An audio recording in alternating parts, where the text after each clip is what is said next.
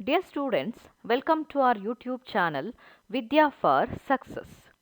In this video, let us study the characteristic features of mosses. As children, in our last video, we have studied one of the subclassification of bryophyte, that is liverworts. We have studied regarding the characteristic features of liverworts. So now we are moving to the one more subclassification, that is mosses.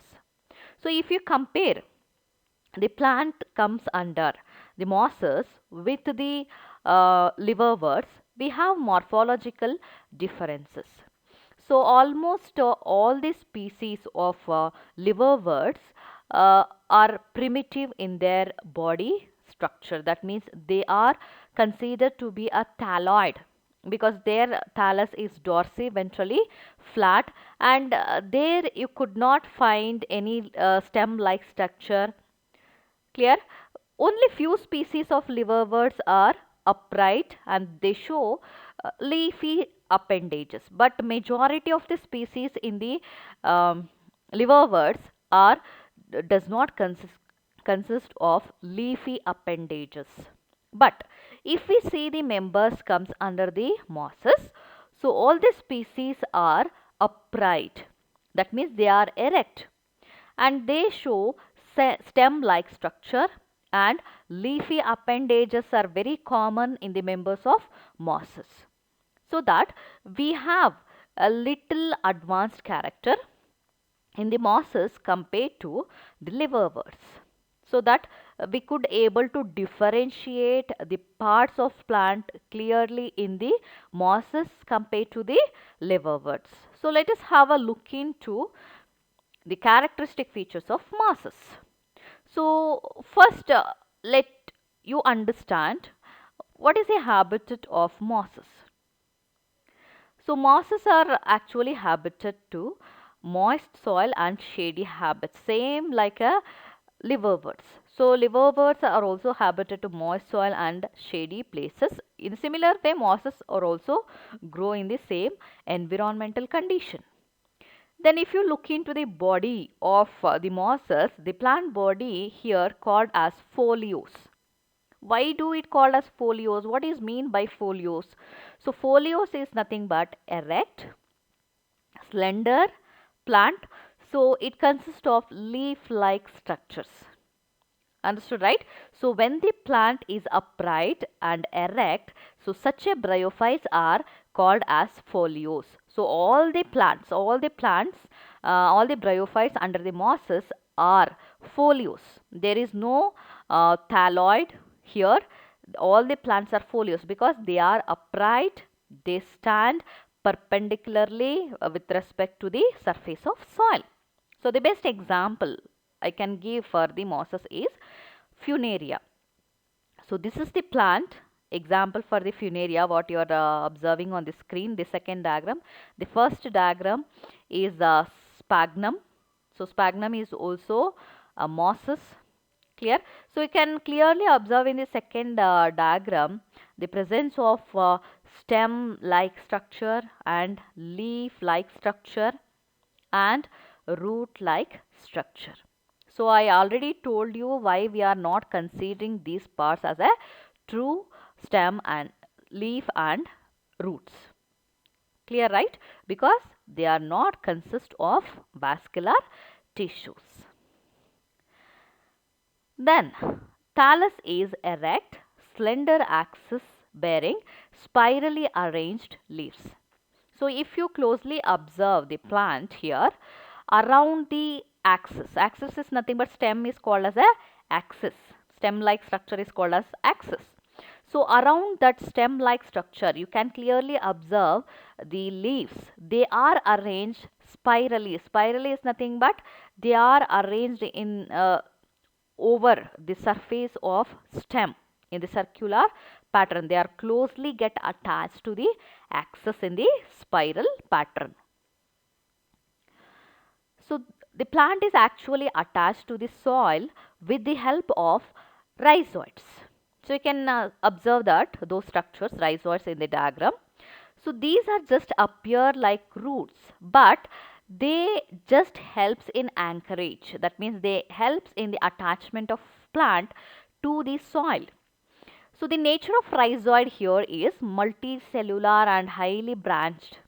But if you notice the rhizoids in case of bryophyte liverworts, there the rhizoids are unicellular. Understood? So this is what the difference we have between mosses and liverworts. So liverworts consist of unicellular rhizoids for attachment, but here the mosses consist of multicellular branched rhizoids. They helps in anchorage. Understood? So let us look into a very important character of mosses. That is the development of gametophyte.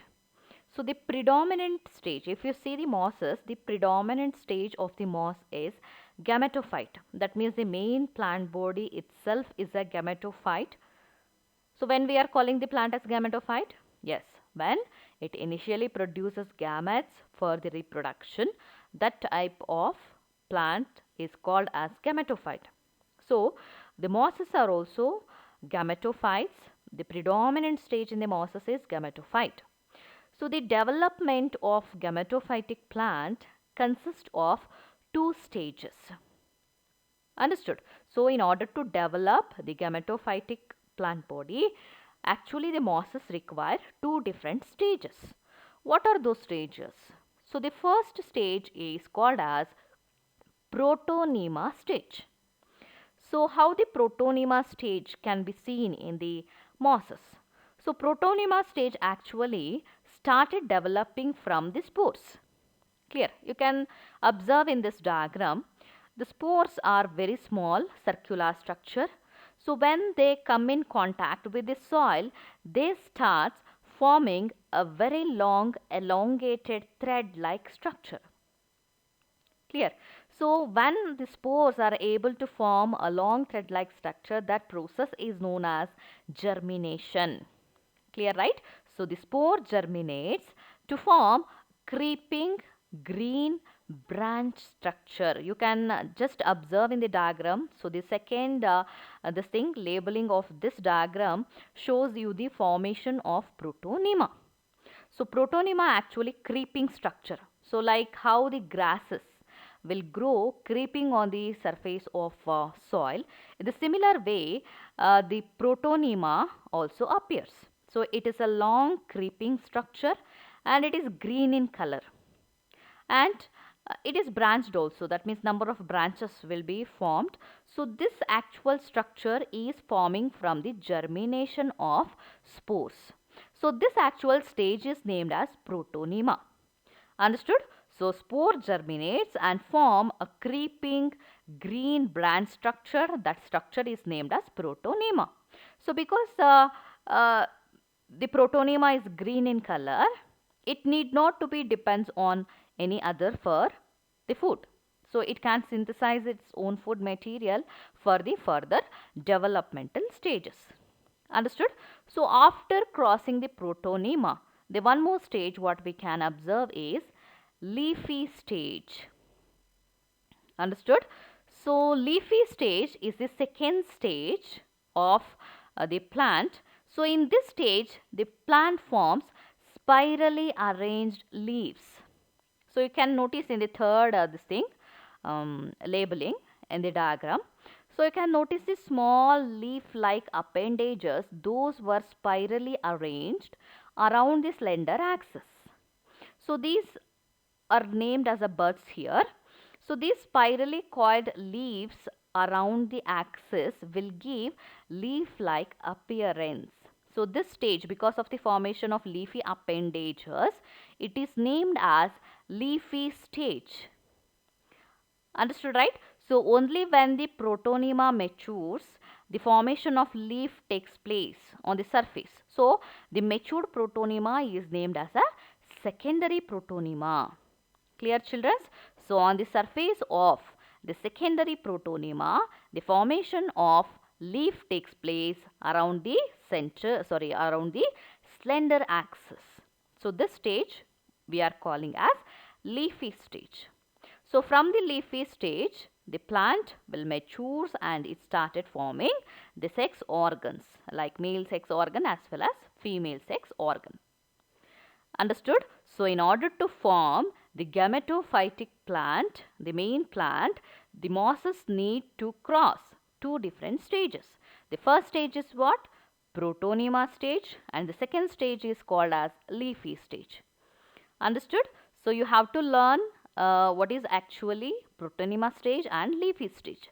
So, protonema stage is the stage where the germination of spore leads to the formation of creeping green branch structure.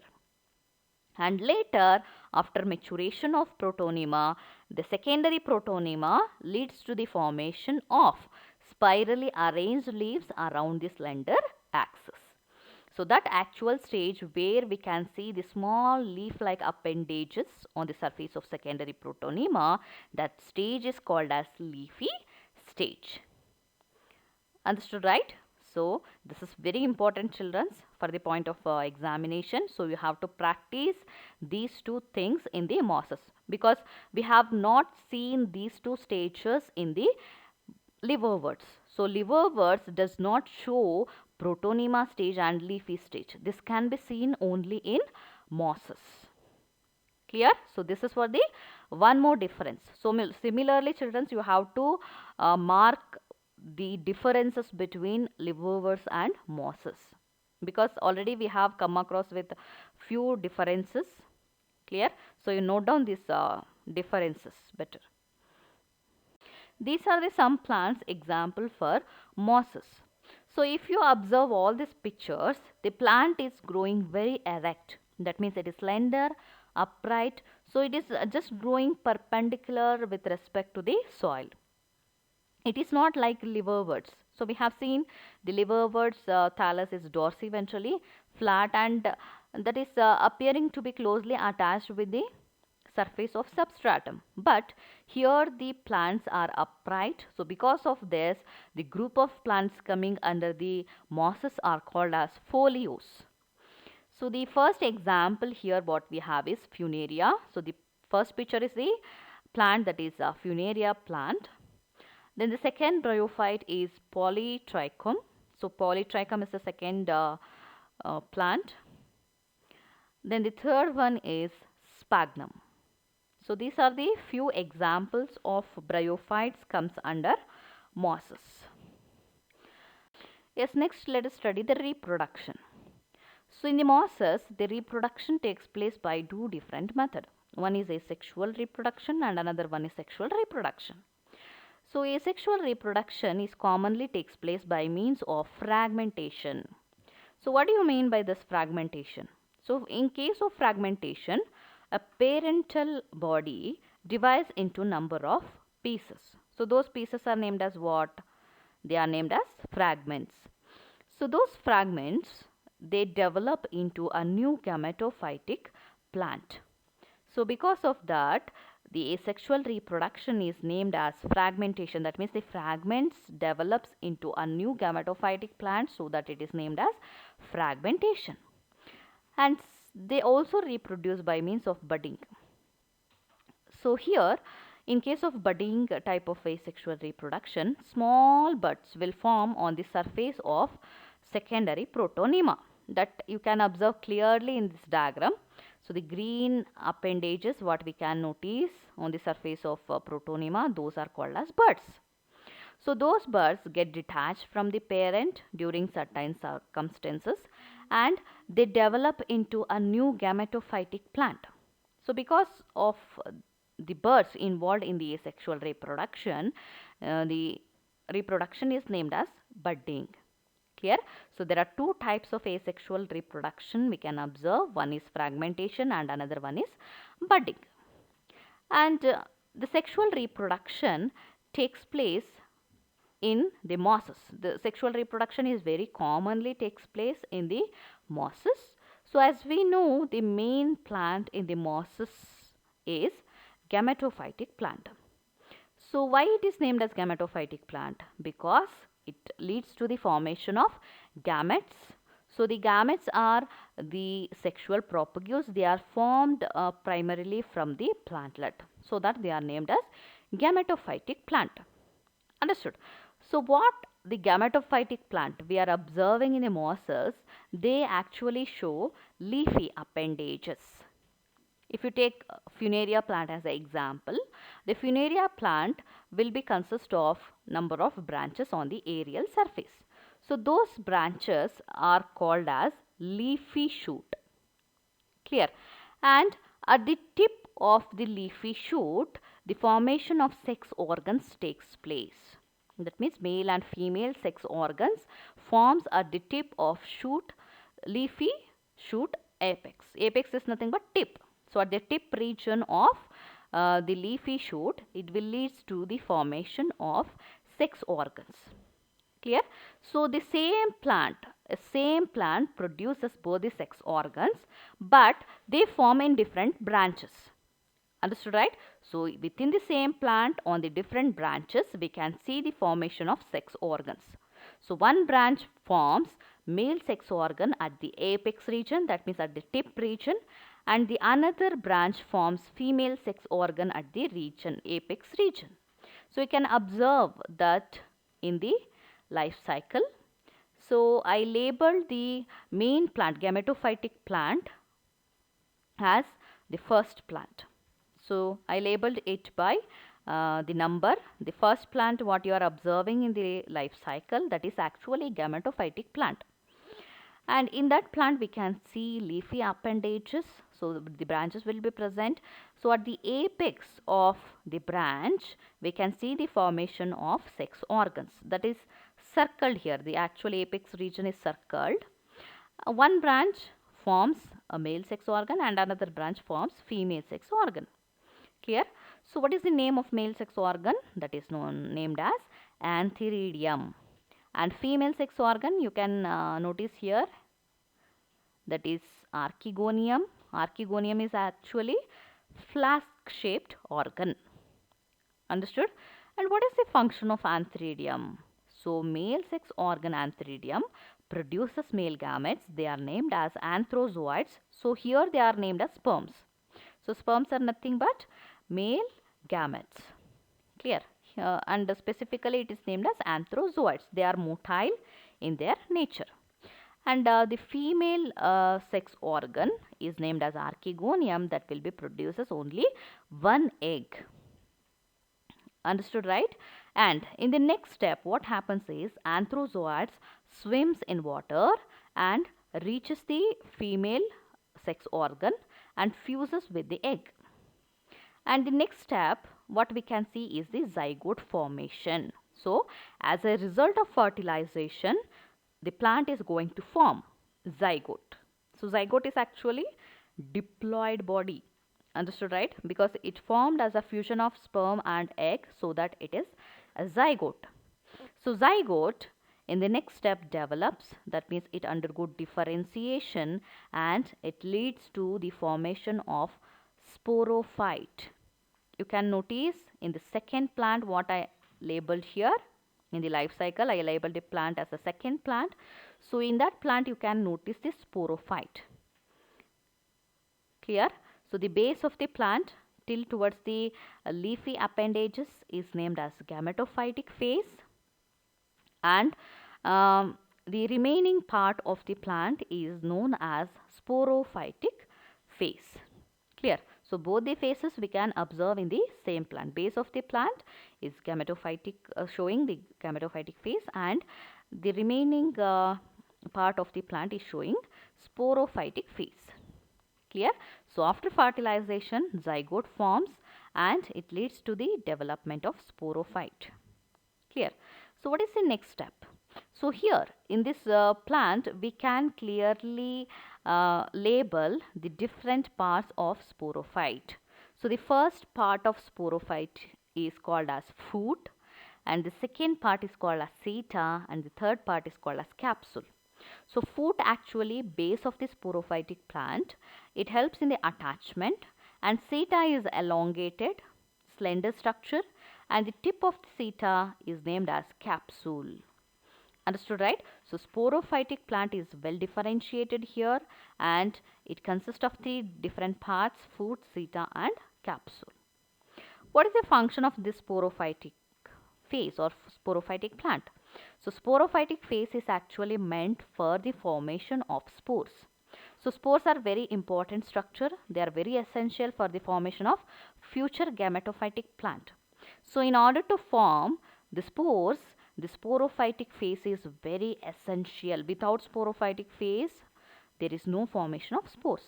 Understood, right? So where actually the spores formation takes place in the sporophytic plant? So we have seen three different parts, right? Food, seta and capsule. Which part actually leads to the formation of spores? Yes, that is capsule. So capsule consists of actual region for the formation of spores. So the spores are get collected within the capsule, and they will get detached from the capsule when they get mature. That means soon after the maturation of spores, they get dispersed from the main plantlet. Clear, right? And the next step what we can see is the germination of spores, and the spore after germination form protonema. From the protonema, the leafy gametophytic plant develops. Clear? So like this, the continuation of life cycle takes place in the mosses. Understood, children? So the spores are formed after meiosis within a capsule.